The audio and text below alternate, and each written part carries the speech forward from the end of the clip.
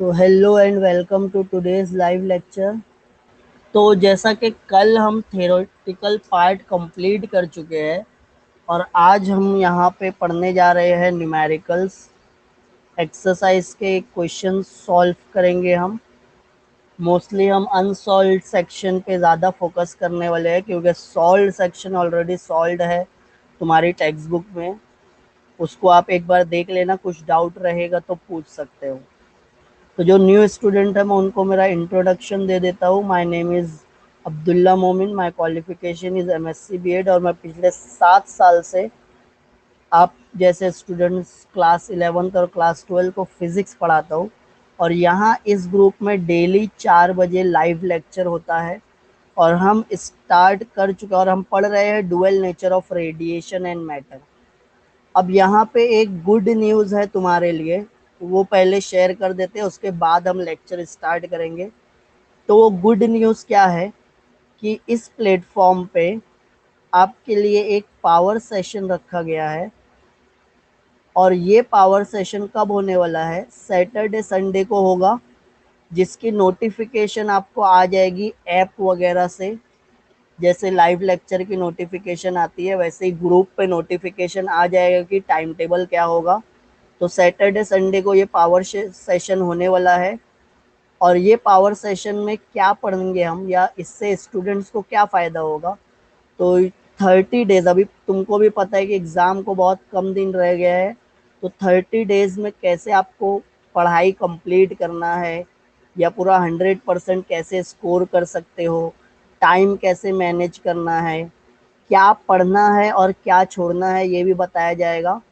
फिर उसके बाद क्वेश्चन कैसे सॉल्व करना है, रिवीजन कैसे करना है, इम्पॉर्टेंट क्वेश्चंस कैसे पढ़ना है, प्रीवियस ईयर के क्वेश्चंस रहेंगे, प्रैक्टिस टेस्ट रहेगा यहाँ पे, फिर मॉडल पेपर शेयर करेंगे, इम्प्रूव प्रेजेंटेशन, आपको प्रेजेंटेशन जो पेपर लिखते हो उसका प्रेजेंटेशन कैसे इम्प्रूव करना है और लास्ट मिनट में जो रिवीजन करोगे वो कैसे करोगे। तो ये सब पॉइंट्स यहाँ पे शेयर किया जाएगा हर सैटरडे संडे। या तो वीक में एक बार होगा, या तो सैटरडे को होगा या तो संडे को होगा। उसकी टाइमिंग वगैरह आपको दे देंगे टाइम टेबल से। तो ये स्टार्ट होगा सैटरडे संडे को, इसका नोटिफिकेशन आपको आ जाएगा। तो हम यहाँ पे स्टार्ट करते हैं। यहाँ पे क्या करते हैं हम, हमारा न्यूमेरिकल सेशन स्टार्ट करते हैं। तो आपकी टेक्स्ट बुक में 11th न्यूमेरिकल क्या है, थोड़ा सी आगे पीछे है, बट जो इजी वाला है वो पहले कर रहे हैं। तो क्या है numerical? A radiation of wavelength 4500 angstrom unit is incident on a metal having work function 2.0 electron volt. Due to the presence of magnetic field B, the most energetic photoelectrons emitted in a direction perpendicular to the field move along a circular path of radius 20 centimeter. What is the value of magnetic field B? तो सबसे पहले तो जो given है वो ले लेते हैं कि एक इलेक्ट्रॉन जब एमिट हुआ तो वो जो मोस्ट एनर्जेटिक इलेक्ट्रॉन था मैग्नेटिक फील्ड में वो परपेंडिकुलर इंटर हुआ। और जब एक चार्ज पार्टिकल मैग्नेटिक फील्ड में इंटर होता है तो वो सर्कुलर पाथ डिफाइन करता है। तो सर्कल का रेडियस दिया हुआ है हमको, वो जो मैग्नेटिक फील्ड की वजह से वो सर्कुलर पाथ कर रहे हैं वो मैग्नेटिक फील्ड की वैल्यू फाइंड आउट करना है। तो यहाँ पे लैम्डा की वैल्यू दी है, लैम्डा है 4500 एंगस्ट्रॉन यूनिट। अब एंगस्ट्रॉन यूनिट को हमको किस में कन्वर्ट करना है? मीटर में। तो एंगस्ट्रॉन यूनिट को मीटर में कन्वर्ट करने के लिए 10⁻⁻10 से मल्टीप्लाई करते हैं। उसके बाद है work function that is phi naught 2 electron volt. 2 electron volt को क्या करना है? हमको जूल में कन्वर्ट करना है। तो हम इलेक्ट्रॉन वोल्ट से जूल में कन्वर्जन करने के लिए 1.6 इंटू 10⁻⁹ से मल्टीप्लाई करते हैं। ये याद रखना है तुमको। Conversion is very important. ये कन्वर्जन हर न्यूमेरिकल में यूज़ होने वाला है, यही से ये ध्यान में रखना है कि वेवलेंथ अगर एंगस्ट्रॉन यूनिट में दी है, मीटर में करोगे तो 10⁻⁻10 से, इलेक्ट्रॉन वोल्ट को अगर जूल में कन्वर्ट करना है तो 1.6 इंटू 10⁻19 जूल।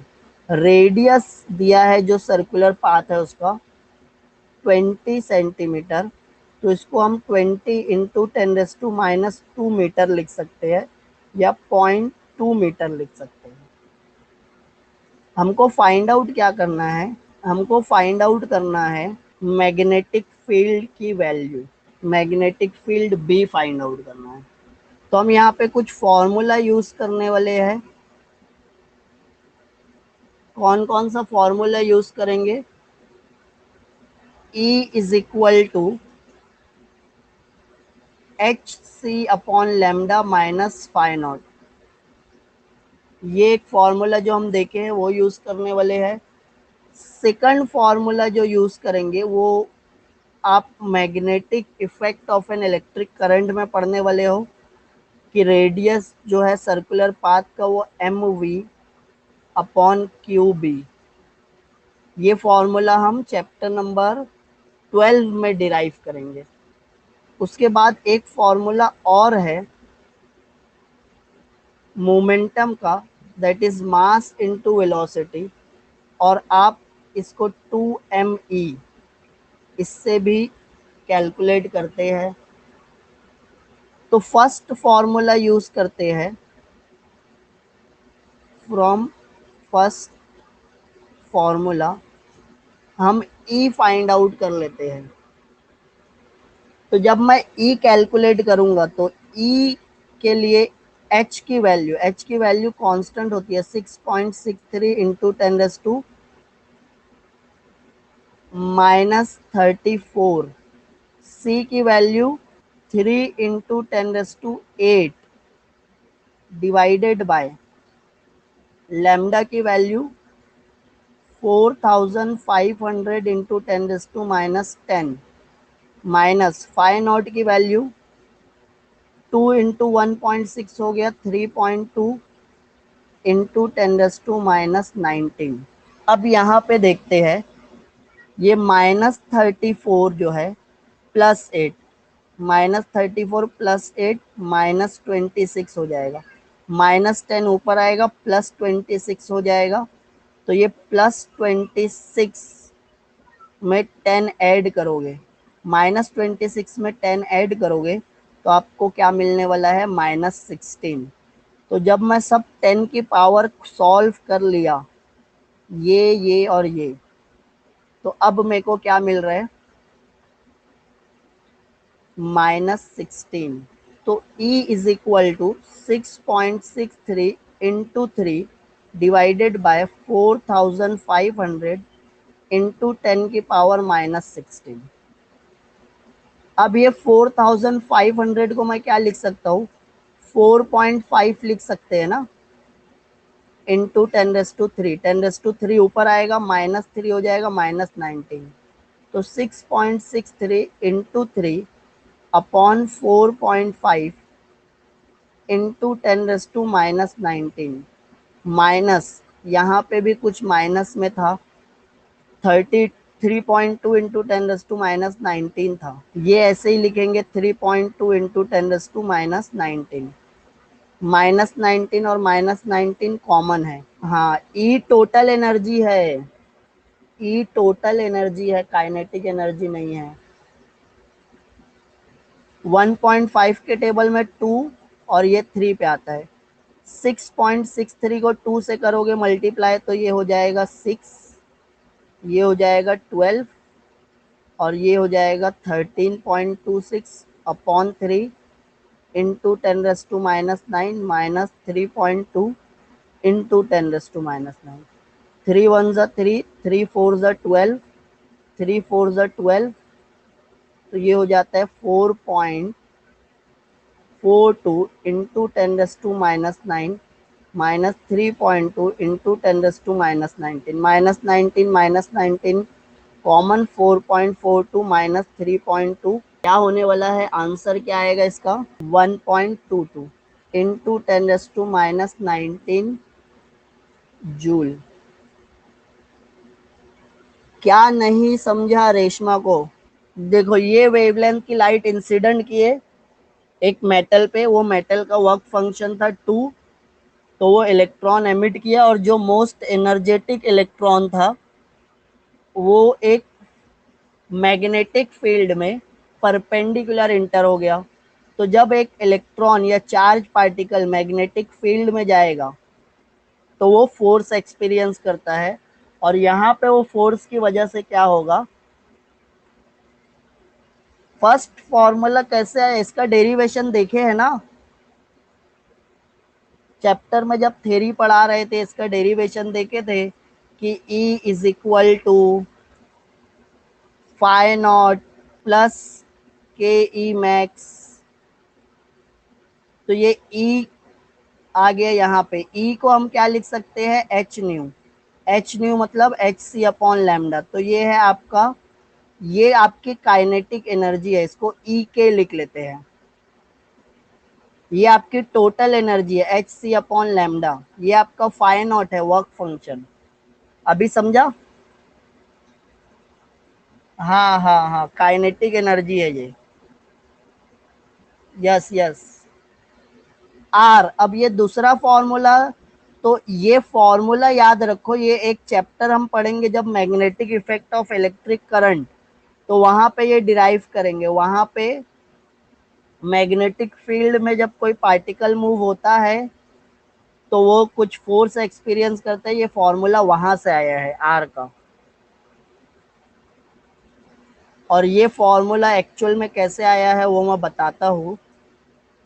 तो देखो, मैग्नेटिक फोर्स की वजह से जो, मैग्नेटिक फील्ड की वजह से जो फोर्स एक्सपीरियंस करता है वो है, और ये फोर्स की वजह से क्या कर रहे हैं, वो सर्कुलर पाथ डिफाइन कर रहा है। और सर्कुलर पाथ डिफाइन करने के लिए हमको क्या चाहिए होता है, सेंट्रीपिटल फोर्स। तो जब मैं ये दोनों को सॉल्व करूंगा कि ये जो मैग्नेटिक फील्ड की वजह से फोर्स है वो सेंट्रीपिटल फोर्स है, ये V और ये V कैंसल हो जाएगा, q B is equal to m v upon r. तो आर क्यू बी की जगह पे चले जाएगा, क्यू बी आर की जगह पे चले जाएगा, तो m v upon q B is equal to r हो जाएगा। ये कौन सी फोर्स है, force due to magnetic field. ये कौन सी फोर्स है, centripetal force, F c p. Circular path define कर रहे हैं मतलब उसको सेंट्रीपिटल फोर्स मिली है। कौन दिया सेंट्रीपिटल फोर्स, कहाँ से आई सेंट्रीपिटल फोर्स, तो ये मैग्नेटिक फील्ड की फोर्स की वजह से। ये पढ़े है ना, मैग्नेटिक फील्ड की वजह से force, q v B sine theta, cross product होता है, ये मैग्नेटिक फील्ड की वजह से फोर्स है। साइन थीटा, अच्छा ये इंटर हुआ परपेंडिकुलर, तो थीटा क्या है 90 डिग्री, तो ये क्यू वी भी हो जाएगा। This is the force due to magnetic field. और यही फोर्स से वो क्या हो रहे हैं, सर्कुलर पाथ डिफाइन कर रहे हैं। सर्कुलर पाथ डिफाइन कर रहे हैं मतलब यहाँ पे सेंट्रीपिटल फोर्स है, तो ये V और ये V कैंसल हो जाएगा, क्यू बी की जगह आर, आर की जगह क्यू बी, तो r is equal to m v upon q B. ये समझ में आया क्या? तो यहाँ पे वही लिखे r is equal to m v upon q B. और मोमेंटम का फॉर्मूला भी है m इंटू वी, और उसको हम लिखते हैं 2 me। क्या है, काइनेटिक एनर्जी है। तो यहाँ पे फिर क्या किया, हम फर्स्ट फॉर्मूले का यूज करके वैल्यूज पुट अप किए और कैलकुलेशन करके हमको ये वैल्यू मिल गई ई की, ये है काइनेटिक ई के लिखते हैं। अब फॉर्मूला 2 और 3, फॉर्मूला 2 आर क्या है, m v upon q B, but m v क्या है, मोमेंटम, और मोमेंटम का फॉर्मूला क्या होता है, स्क्वायर रूट ऑफ 2 me। तो ये जो है मोमेंटम, इसकी जगह मैं ये पुट कर रहा हूँ, तो r is equal to square root of 2me upon q B हो जाएगा। हमको बी फाइंड आउट करना है, तो बी को आर की जगह पे लेके जाओ, आर को बी की जगह पे, तो B can be written as √2me divided by q r या आर क्यू। ये समझ में आया, ये बी का फॉर्मूला हो गया। अब बी कैलकुलेट करना है, तो B is equal to 2m। अब अच्छा, पार्टिकल क्या था, इलेक्ट्रॉन था ना, जो इलेक्ट्रॉन का मास है उसकी वैल्यू रखना है। इलेक्ट्रॉन का मास कांस्टेंट होता है, वो पता होना चाहिए आपको। तो 2 × 9.1 इंटू 10⁻⁻20, सॉरी 27 नहीं, -31 रहेगा। ये है mass of the electron. Energy हम अभी क्या कैलकुलेट किए, हम एनर्जी कैलकुलेट किए 1.12 10⁻⁻19, ये ई की वैल्यू कैलकुलेट किए, ये रूट में है, divided by Q into r, charge of electron 1.6 into 10⁻⁻19, r radius है 0.2। ये वैल्यूज पुट किए, ये समझा। अब देखो जो 10 की पावर है ना, पहले वो सॉल्व कर लेते हैं। ये है -31, ये है -19। -31 और -19 कितना होता है, -50 होगा। 2 × 9.1 इंटू 1.22 इंटू 10⁻⁻50 डिवाइडेड बाय, ये आपका 0.2 है, तो इसको 2 × 10⁻⁻1 लिख सकते हैं ना। 1.6 का डबल कर दो, 3.2, -19 और -1 -20, रूट में है -50, बाहर आएगा तो क्या हो जाएगी पावर, -50 रूट में है, ये बाहर आएगा तो पावर क्या हो जाएगी, बोलो,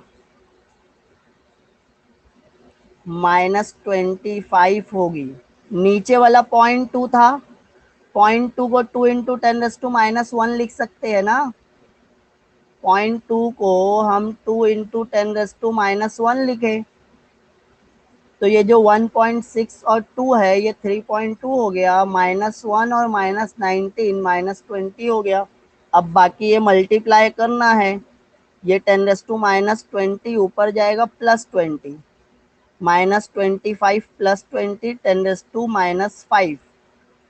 ये बाकी रूट वाला सॉल्व करोगे, उसको 3.2 से डिवाइड करोगे, फिर आपको वैल्यू मिल जाएगी। जो भी वैल्यू मिलेगी टेस्ला में मिलेगी, टेस्ला या वेबर पर मीटर स्क्वायर मैग्नेटिक फील्ड की वैल्यू। ये इतना कर लेना, कैलकुलेशन आपको करना होता है लॉग एंटी लॉग से, कर लोगे ना। नेक्स्ट क्या है तुम्हारा, क्वेश्चन नंबर 9 टेक्स्ट बुक में से, exercise unsolved section. The threshold wavelength of tungsten is 2.76 into 10⁻⁻5 centimetre. Explain why no photoelectrons are emitted when the wavelength is more than।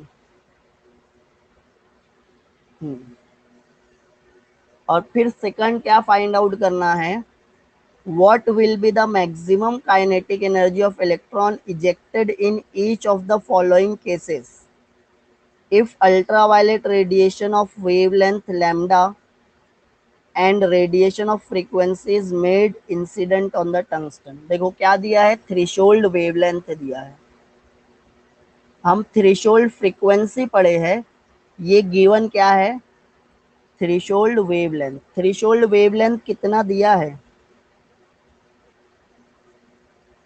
तो इसको मैं ना लैम्डा नॉट लिखूंगा, 2.76 इंटू 10⁻⁻5 सेंटीमीटर। सेंटीमीटर को metre में कर देते हैं, तो 2.76 इंटू 10⁻⁵ इंटू 10⁻² मीटर, ये -7 हो जाएगा। अब हमको पहले क्या एक्सप्लेन करने बोला है कि explain why no photo electrons are emitted when the wavelength is more than this. अब हम क्या पढ़े हैं कि C is equal to nu lambda पढ़े हैं, और अगर मैं लैम्डा को दूसरी तरफ लेके जाता हूँ तो frequency is equal to C by lambda. अब अगर थ्रेशोल्ड वेवलेंथ लैम्डा है तो थ्रेशोल्ड फ्रीक्वेंसी न्यू नॉट होगी।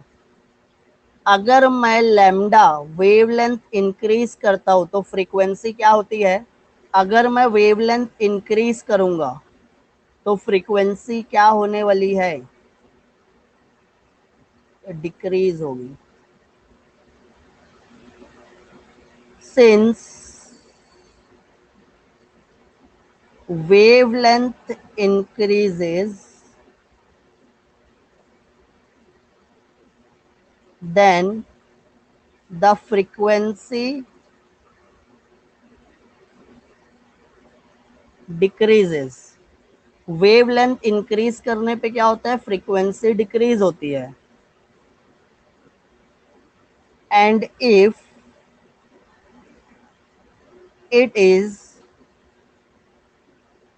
लेस देन थ्रेशोल्ड फ्रीक्वेंसी, और अगर इंसिडेंट रेडिएशन की frequency less than threshold frequency, then no photo electrons will emit, right.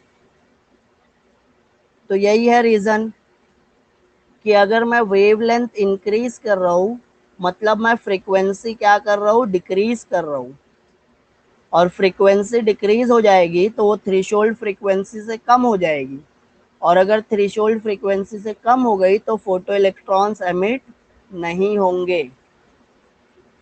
समझ रहा है? Got it? चलो नेक्स्ट पार्ट। नेक्स्ट पार्ट में क्या कैलकुलेट करना है? What will be the maximum kinetic energy of electrons ejected in each of the following cases. दो cases दिया है। अब इंसिडेंट रेडिएशन की वेवलेंथ ये है, थ्रेशोल्ड यही लेना है, हाँ जो ऊपर दिया है ना वही लेना है थ्रेशोल्ड। इंसिडेंट रेडिएशन की वेवलेंथ ये है, थ्रेशोल्ड वेवलेंथ ये कम है ना, तो एमिट होगा। वेवलेंथ ज्यादा कर दोगे तो एमिट नहीं होगा। फ्रीक्वेंसी ज्यादा रखना है, वेवलेंथ कम रखना है थ्रेशोल्ड की वैल्यू से। तो देखो मेरे पास काइनेटिक एनर्जी का फॉर्मूला क्या था? Kinetic energy is equal to hc upon lambda minus phi naught, और फाई नॉट क्या होता है? h न्यू नॉट, और न्यू नॉट क्या होगा? c upon lambda naught. तो यहाँ पे काइनेटिक एनर्जी का फॉर्मूला क्या आ जाएगा? hc upon lambda minus hc upon lambda not. hc common ले लो, 1/λ माइनस 1/λ0। तो ये लैम्डा दिया हुआ है कि ये जो इंसिडेंट रेडिएशन की वेवलेंथ है वो इतनी है, थ्रेशोल्ड वेवलेंथ इतनी है, तो काइनेटिक एनर्जी क्या होगी? तो लैम्डा नॉट की वैल्यू क्या है? 2.76 इंटू 10⁻⁵ सेंटीमीटर। इसको आप मीटर में कन्वर्ट किए तो -5 का -7 मीटर हो गया। और वेवलेंथ कितना दिया है? 1.8 इंटू 10⁻⁵ सेंटीमीटर, मतलब 1.8 इंटू 10⁻⁷ मीटर। तो ये लैम्डा को मीटर में, ये लैम्डा नॉट को मीटर में यहाँ पे पुट करोगे, h की वैल्यू कांस्टेंट है तो आपको काइनेटिक एनर्जी मिल जाएगी। मिल जाएगी। तो ये फॉर्मूला रहेगा काइनेटिक एनर्जी का। यहाँ पे लैम्डा और लैम्डा नॉट पुट करना है, h और c पुट करना है। तो ये जो पार्ट बी था, ये जो पार्ट बी था उसका फर्स्ट वाला है, कर लोगे ना ये? कर लोगे? आगे बढ़ू? क्यों नहीं कर पाओगे? कैलकुलेशन तुमको ही करना है इरम। कैलकुलेशन में क्या नहीं आता? डिवीजन, मल्टीप्लिकेशन, क्या नहीं आता? अब देखो क्या बोला है सेकंड केस में, क्या बोला है, अब फ्रीक्वेंसी दिया हुआ है। तो अब फ्रीक्वेंसी दिया है तो मैं कौन सी इक्वेशन यूज करूंगा? मैं यूज करूंगा E k is equal to h nu upon h c upon lambda, ये यूज करूंगा। ये जो सी बाय लेमडा है, अब हमको फ्रीक्वेंसी दिया है इंसिडेंट रेडिएशन की, तो यहां से एच सी को कॉमन निकाल लो, फ्रीक्वेंसी -1 अपॉन लेमडा। ये फॉर्मूला यूज करोगे सेकंड पार्ट में। फ्रीक्वेंसी की वैल्यू क्या बोला है, वो डायरेक्ट हर्ट्स में दिया रहेगा। हाँ, अच्छा अच्छा अच्छा, हाँ हाँ हाँ हाँ। तो ये सी नहीं है तो सी को फिर यहाँ से हटा देते हैं। हाँ, सी फर्स्ट वाले केस में नहीं है, तो फॉर्मूला क्या हो जाएगा, एच कॉमन ले लोगे और यहाँ पे हो जाएगा nu minus c upon lambda naught. हाँ हाँ, समझ गए, थैंक यू थैंक यू। तो अब ये फॉर्मूला यूज करोगे, न्यू की जगह जो भी फ्रीक्वेंसी दिया है 4 × 10⁻15 हर्ट्स, ये न्यू की जगह पुट करोगे, सी की वैल्यू 3 × 10⁸, लैम्डा नॉट की वैल्यू ये है जो दिया है थ्रेशोल्ड वेवलेंथ, वो लिखोगे, वैल्यूज पुट करके कैलकुलेट करोगे तो आपको आंसर आ जाएगा। Getting it? समझ में आ रहा है? फॉर्मूला मैं समझा दूंगा, रीअरेंज कर दूंगा, वैल्यूज पुट करके कैलकुलेशन तुमको करना पड़ेगा। मैं यहाँ तुमको साल भर कैलकुलेशन करके बताऊंगा, जब तक तुम नहीं करोगे तो नहीं आएगा। समझ में आ रही है ना बात? तुम ट्राई करोगे तो आएगा तुमको, नहीं तो मैं यहाँ पे सॉल्व करते रहूंगा, तुम देखते रहोगे और फिर नहीं सीख पाओगे। कुछ भी डाउट रहेगा तो पूछ सकते हो। नेक्स्ट, नेक्स्ट देखो क्या पूछा है। 8th वाला क्वेश्चन है from your exercise unsolved section, कि observation from an experiment on photoelectric effect for the stopping potential. एक फोटो इलेक्ट्रिक इफेक्ट किए, तो वहां पे stopping potential by varying the incident frequency were plotted. मतलब हम क्या प्लॉट किए, एक ग्राफ बनाए, यहाँ पे स्टॉपिंग पोटेंशियल था, यहाँ पे इंसिडेंट फ्रीक्वेंसी था, इसका ग्राफ बना लिए। और इसका ग्राफ क्या आएगा, फ्रीक्वेंसी इंक्रीज करोगे तो स्टॉपिंग पोटेंशियल इंक्रीज होता है या डिक्रीज होता है या कांस्टेंट रहता है? जल्दी से बोलो। इंक्रीज होता है। तो जैसे जैसे मैं फ्रीक्वेंसी इंक्रीज करूंगा, स्टॉपिंग पोटेंशियल भी क्या होने वाला है, इंक्रीज होने वाला है। उसके बाद क्या बोला है, the slope of the linear curve found to be approximately. अब ये जो लाइन है इसका स्लोप मिल गया, और ये स्लोप कितना मिला, slope of the graph 4.1 into 10⁻⁻15 volt second. Given that the charge on electron, electron का चार्ज दिया है 1.6 into 10⁻19 coulomb. Find the value of Planck's constant, h की वैल्यू फाइंड आउट करने बोला है। तो देखो, स्टॉपिंग पोटेंशियल का एक फॉर्मूला हम निकाले थे, V naught is equal to h upon e into nu minus phi naught upon e. ये फॉर्मूला निकाले थे क्या, nu naught, sorry V naught का। अब हमारे पास एक स्लोप की इक्वेशन होती है, equation of straight line. Straight line की इक्वेशन क्या होती है? y is equal to m x plus c. y क्या है? जो y एक्सिस पे कोऑर्डिनेट है वो x क्या है? जो x एक्सिस पे ड्रॉ किए है वो मतलब फ्रीक्वेंसी। m क्या है? m is the slope of this graph. m क्या रहेगा? Slope of this graph.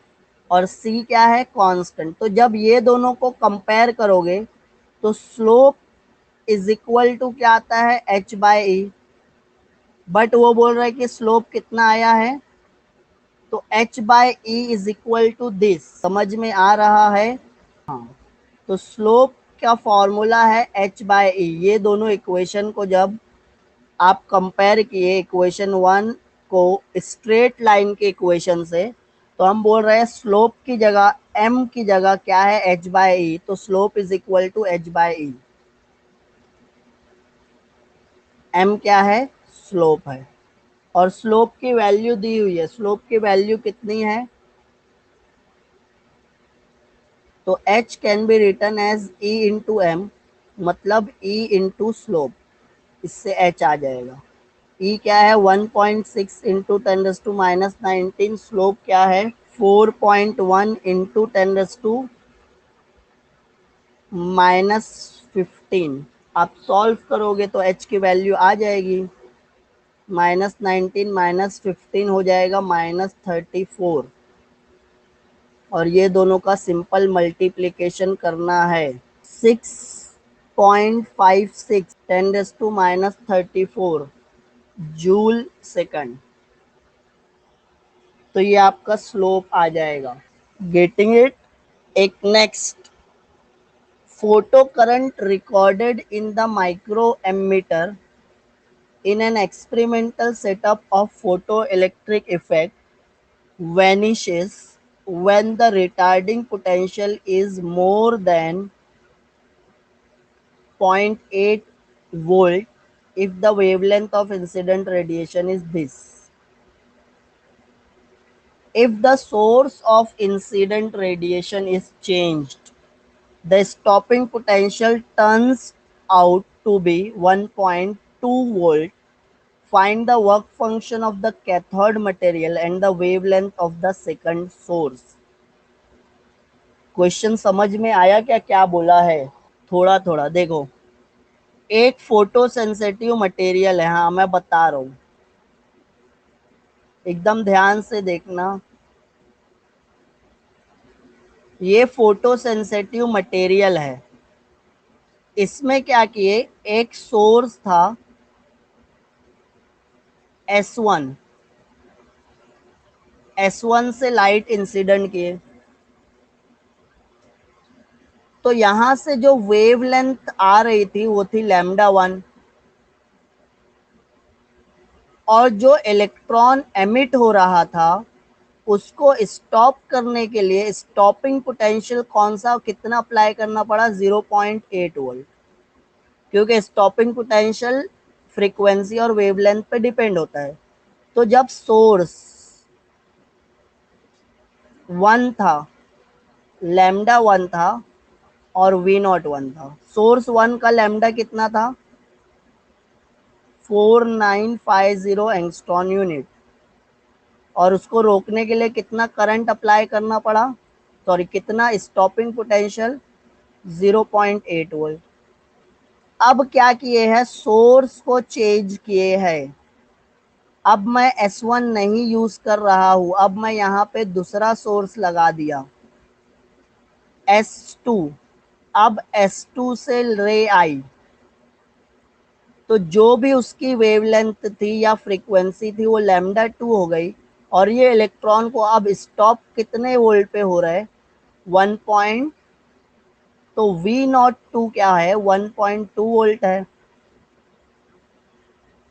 अब सोर्स 2 आई, इसका कुछ वेवलेंथ रहेगा λ2, इसका स्टॉपिंग पोटेंशियल कितना है? 1.2 volt. Find the work function of the cathode material and the wavelength of the second source. मतलब λ2 फाइंड आउट करना है सेकंड सोर्स की, और ये फोटो सेंसिटिव मटेरियल चेंज किया क्या? फोटो सेंसिटिव मटेरियल नहीं चेंज किए, तो दोनों ही कंडीशन में ये फाई ही रहेगा। फोटो सेंसिटिव मटेरियल नहीं चेंज हुआ तो उसका वर्क फंक्शन नहीं चेंज होने वाला है। समझ में आ रहा है क्या? सेम रहेगा। इसके लिए सोर्स 1 के लिए भी फाई नॉट रहेगा, सोर्स 2 के लिए भी फाई नॉट रहेगा। तो हमारे पास एक इक्वेशन थी, e we naught is equal to h c upon lambda minus phi naught. First case में stopping potential e we naught 1 था, लैम्डा 1 था। सेकंड केस में क्या था? E we naught 2 h c upon lambda 2 minus phi naught. समझ में आ रहा है क्या? तो पहले हमको देखो, ये वैल्यू गिवन है और लैम्डा 1 गिवन है, लैम्डा 1 भी गिवन है, वी नॉट 1 भी गिवन है, ये है 0.8, लैम्डा 1 क्या है 4950 एंगस्ट्रॉन यूनिट। ई की वैल्यू कांस्टेंट, एच की वैल्यू कांस्टेंट, सी की वैल्यू कांस्टेंट। तो ये सब कांस्टेंट और गिवन रख के हम फाई नॉट कैलकुलेट कर सकते हैं क्या? तो ठीक है, कर लो। आ गया फाई नॉट, सोर्स 1 से फाई नॉट आ गया। अब उसके बाद जब सेकंड केस यूज करोगे तो ई वी नॉट तो दिया है कि 1.2 पे रुक रहे, बट ये लैम्डा 2 दिया है क्या? नहीं दिया है, यही तो फाइंड आउट करने बोला, बट फाई नॉट अब हमको पता है फ्रॉम फर्स्ट। पहले वाला जो फाई नॉट था अभी भी वही रहेगा फाई नॉट। तो अब देखो, ई पता है, वी नॉट 2 पता है, एच सी पता है, फाई नॉट पता है। तो अब लैम्डा 2 एक ही अननोन है इक्वेशन में, कर लोगे कैलकुलेट? आ रहे समझ में? समझ में आ रहे ना? कन्वर्जन करना पड़ेगा। वेवलेंथ जो एंगस्ट्रॉन यूनिट में दी है, इसको आप 10⁻⁻10 मीटर से मल्टीप्लाई करोगे। Getting it? आगे बढ़ने का। अब ये वाला, ये टाइप के न्यूमेरिकल करते हैं, फटाफट 2-3 हो जाएगा, ये इजी वाला है। देखो 16th दिया है, क्वेश्चन नंबर 16th है, what is the speed of proton? Proton की स्पीड फाइंड आउट करना है और उसकी डी ब्रॉगली वेवलेंथ दिया है। डी ब्रॉगली वेवलेंथ लैम्डा का फॉर्मूला क्या था? H upon p. पी मतलब मोमेंटम मास इनटू वेलोसिटी था। यहाँ पे हमको क्या फाइंड आउट करना है? स्पीड ऑफ प्रोटॉन, मतलब वी फाइंड आउट करना है। तो वी का फॉर्मूला क्या हो जाएगा? H upon m lambda. H की वैल्यू कांस्टेंट, एम है मास of proton, mass of proton भी कांस्टेंट होता है, ये वैल्यू 1.67 इंटू 10⁻27 kg। ये मास ऑफ प्रोटॉन आ गया। लैम्डा को क्या करोगे आप? 0.08 एंगस्ट्रॉन यूनिट को मीटर में कन्वर्ट करोगे।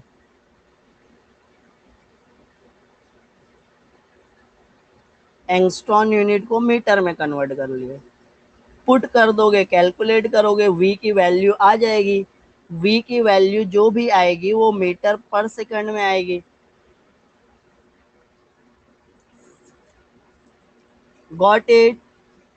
समझ में आ रहा है ना कैसा करना है? यस। ये टाइप के न्यूमेरिकल भी पूछता है, हाँ, डी ब्रॉगली वेवलेंथ पे। यहाँ पे देखो 15th question, two particles have the same D Broglie wavelength, दो पार्टिकल की डी ब्रॉगली वेवलेंथ सेम है, and one is moving 4 times as fast as the other. If the slower particle is alpha particle, what are the possibilities for the other particle? Alpha particle दिया हुआ है। अच्छा, क्या बोला है? दो particle है, दोनों की वेवलेंथ सेम है, one is moving 4 times as fast as other. First वाला जो पार्टिकल है उसकी वेलोसिटी 4 times सेकंड वाले की है। ये समझ में आ रहा है? दोनों की वेवलेंथ सेम है। फर्स्ट वाला क्या है? 4 times फास्टर देन सेकंड। अब स्लोअर वाला पार्टिकल है अल्फा पार्टिकल, मतलब फर्स्ट वाला या सेकंड वाला। If the slower particle is alpha particle, अच्छा V1 स्लो है या V2 स्लो है? Second particle is alpha particle, second वाला पार्टिकल अल्फा पार्टिकल है, तो फर्स्ट वाले की पॉसिबिलिटी क्या होने वाली है? तो हमको पता है de Broglie wavelength is equal to H/P1। ऐसा लिख सकते हैं क्या? M1V1 सेकंड वाले के लिए H/M2V2, दोनों इक्वल है ना, सिंस λ1 इज इक्वल टू λ2, तो H/M1V1 is equal to H/M2V2। H cancel हो गया, हम M1V1 को M2V2 के इक्वल लिख सकते हैं क्या? और V1 की जगह मैं क्या लिखूंगा? 4V2 लिखूंगा। तो M1V1 is equal to M2V2, तो M1 is equal to 4V2 is equal to M2V2। ये V2 और ये V2 कैंसल हो गया। सेकंड पार्टिकल का मास 4 times फर्स्ट पार्टिकल का मास था। Mass of alpha particle, second particle alpha है क्या? अरे V1 की जगह 4 times V2 लिखा, ये समझा क्या? V1 की जगह 4 times V2 लिखे, तो ये V2 और ये V2 कैंसल हो गया, तो 4M1 is equal to M2 बचा, 4M1 is equal to M2। Second particle का mass 4 times the particle of first, the mass of first particle. Second particle कौन सा है? अल्फा है। ये लिखे है क्या second particle is alpha particle? तो second particle is alpha particle जिसका मास फर्स्ट पार्टिकल के 4 times ज्यादा है। अब अल्फा पार्टिकल होता क्या है?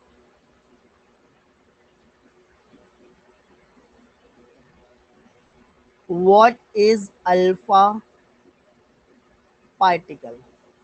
पता है क्या? नहीं मालूम। Helium, very good. हीलियम का आगे भी कुछ है। हीलियम है। हीलियम का एटॉमिक नंबर कितना होता है?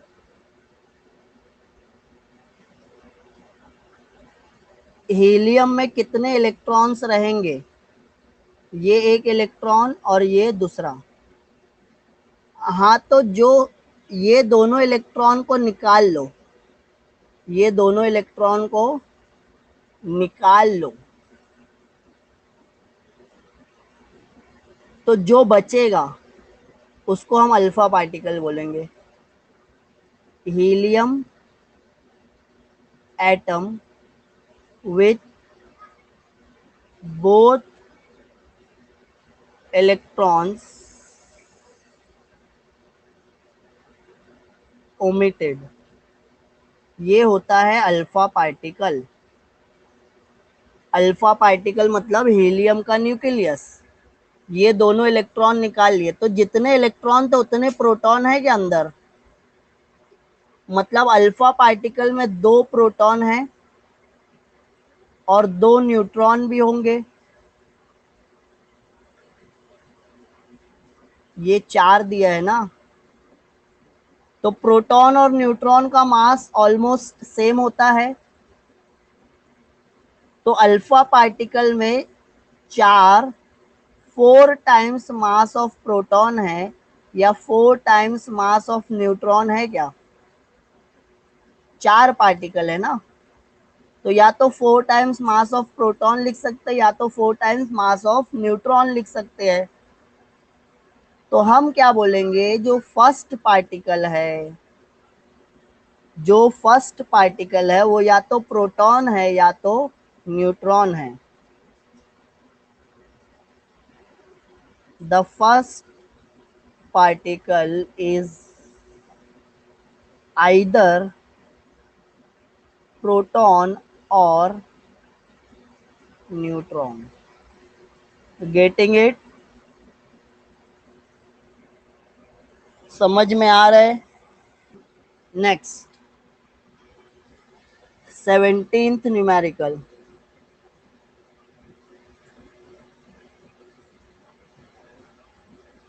वो तुम्हारी दिमाग की बत्ती जलाने के लिए है सिर्फ।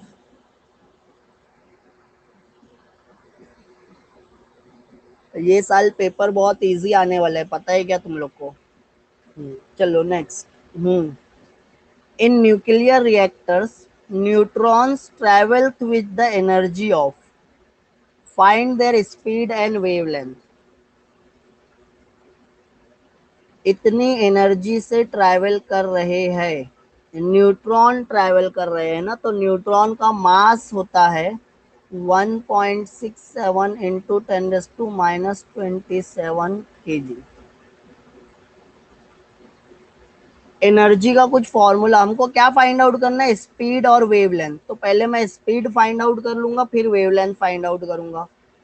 स्पीड का फॉर्मूला क्या था, 2E/mn, ऐसा था क्या? हाँ, प्रोटॉन का भी यही होता है। तो एनर्जी और मास रखोगे तो वेलोसिटी आ जाएगा फर्स्ट, स्पीड फाइंड आउट करने के लिए। सेकंड, वेवलेंथ फाइंड आउट करने के लिए हमारे पास फॉर्मूला क्या है, lambda is equal to h/mv। हाँ, p की जगह मैं मास इंटू वेलोसिटी लिख रहा हूँ। तो मास यहाँ पे mn और v जो फाइंड आउट किए वो आ जाएगा, सिंपल। हाँ, यहाँ पे एक लास्ट न्यूमेरिकल कर लेते हैं 2 मिनट में। The D Broglie wavelength associated with an electron and proton are same. De Broglie wavelength of electron is equal to De Broglie wavelength of proton. What is the ratio of their momentum and their kinetic energy? तो de Broglie wavelength of electron क्या होगा, h upon mass of electron, velocity of electron. और de Broglie wavelength of proton क्या हो जाएगा, h upon मास। अच्छा, momentum का formula ना, तो एम वी की जगह मैं मोमेंटम लिखता हूँ।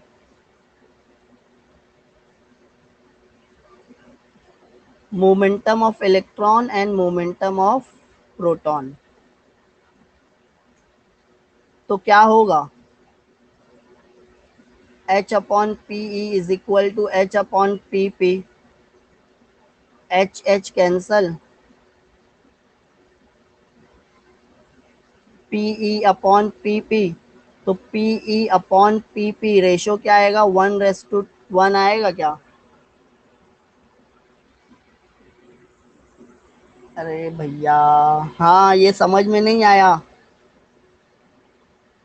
दोनों की वेवलेंथ इक्वल है और वेवलेंथ का फॉर्मूला क्या है, तो ये दोनों इक्वल लिख लिए, यहाँ पे इक्वल लिख लिए, h h cancel, p p का रेशो 1 आ गया। काइनेटिक एनर्जी का फॉर्मूला, अब काइनेटिक एनर्जी के फॉर्मूले में थोड़ा सी ट्रिकी है। Momentum is equal to 2m e। what is E is the kinetic energy, momentum of electron, mass of electron, kinetic energy of electron, momentum of proton, mass of proton, kinetic energy of proton. अब हम बोल रहे हैं दोनों का momentum भी तो equal है ना, यहाँ पे देखो दोनों का मोमेंटम है सेम, तो मैं क्या लिखूंगा, 2m p is equal to square root of 2m e। Squaring कर दिए, रूट हट गया, 2 कैंसल हो जाएगा, ई अपॉन ई पी क्या बच जाएगा, e upon e p, m e upon m p. Mass of electron upon mass of proton का रेशो, प्रोटॉन बड़ा है या इलेक्ट्रॉन बड़ा है, चलो ये बताओ। प्रोटॉन का जो मास है ना, वो इलेक्ट्रॉन के मास के 1836 टाइम्स होता है। मतलब एक प्रोटॉन, तराजू में एक प्रोटॉन रख दिए और दूसरे साइड 1836 इलेक्ट्रॉन रखे तो बैलेंस होगा। तो यहाँ पे मैं मास ऑफ इलेक्ट्रॉन लिखता हूँ और यहाँ पे मैं 1836 मास ऑफ इलेक्ट्रॉन, एक प्रोटॉन की जगह 1836, तो इलेक्ट्रॉन और प्रोटॉन का रेशो क्या आएगा, 1/1836। समझ में आ रहा है क्या। तो ये था आज के एक्सरसाइज का सॉल्यूशन। आई होप तुमको समझ में आया रहेगा। तो बाकी के न्यूमेरिकल्स जो सॉल्व्ड है, जो अनसॉल्व्ड है, ट्राई करो। और कल फिर हम न्यू चैप्टर स्टार्ट कर रहे होंगे। न्यू चैप्टर मतलब ये डुअल नेचर नहीं पढ़ेंगे कल, कल पढ़ेंगे mechanical properties of fluids. Getting it. कल हम पढ़ने वाले हैं मैकेनिकल प्रॉपर्टीज ऑफ फ्लूइड। नहीं है, ठीक है, देखते हैं देखते हैं। Okay fine. चलो आज के लिए इतना ही, बाकी अब कल न्यू चैप्टर स्टार्ट करेंगे। जब तक के लिए tata bye bye, see you tomorrow. चलो लेक्चर अभी खत्म कर रहे हैं।